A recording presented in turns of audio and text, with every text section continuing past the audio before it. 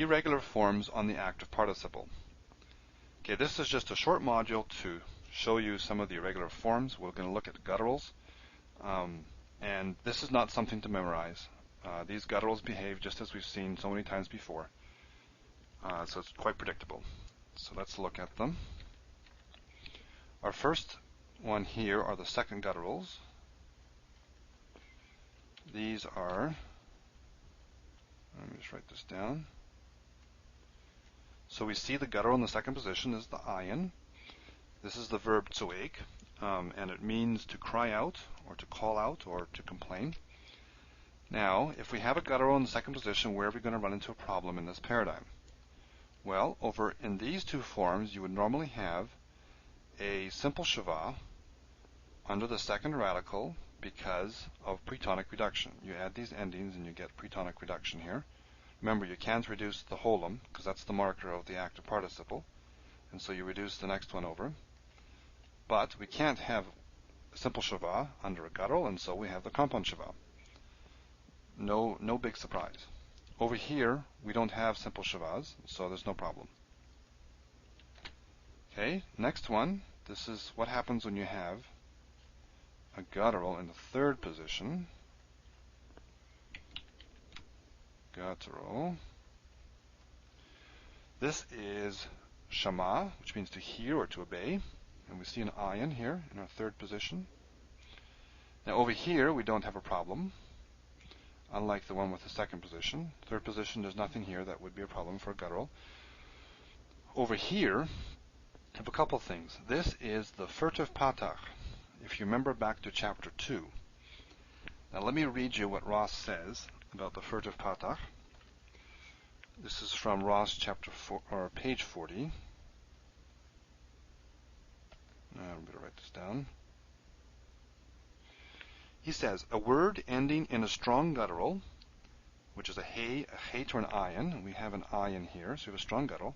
A word ending in a strong guttural, in a word ending with a strong guttural, an extra vowel, a patach, there's our patach there, arises spontaneously or furtively in pronunciation when the guttural follows a full accented long vowel. So here we have a guttural, and it's following. Is this a full accented long vowel? Well, it's a tsere, so it's a full vowel. It's not a half vowel. It's not one of these. Something like that. So it's a full vowel. It's accented. Shomei, shomea. The accent falls at the end. So it is accented, and it is a long vowel. So in this case, you get this patach showing up furtively. And it's a bit odd, because it kind of breaks up your rules of syllables. Bit of an exception. We saw it before with Noah, Noach. This is like the name, Noah, the person Noah.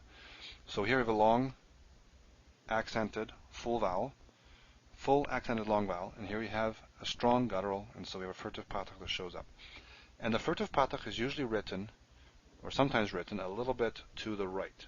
So it shows it's just kind of, it's not sitting under here. You don't pronounce it after this consonant, you pronounce it before.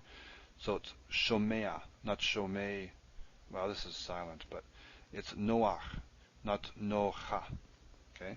Furtive patach. So we see that in the third gutturals. And over here, we see we have two patachs rather than two segals.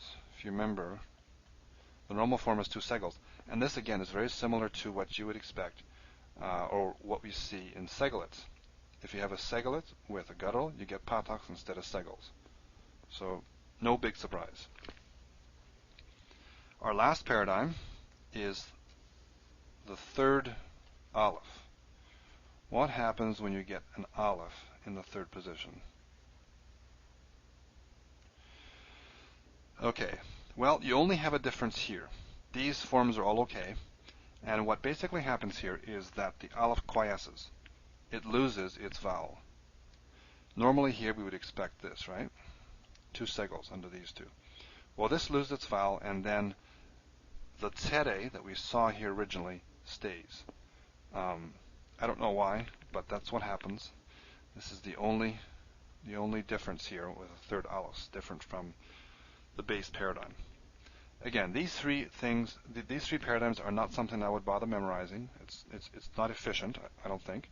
Memorize the base one with pakad, and just note that with gutturals and with Aleph, you're going to have a few things changing, and they're going to change as you would expect them to.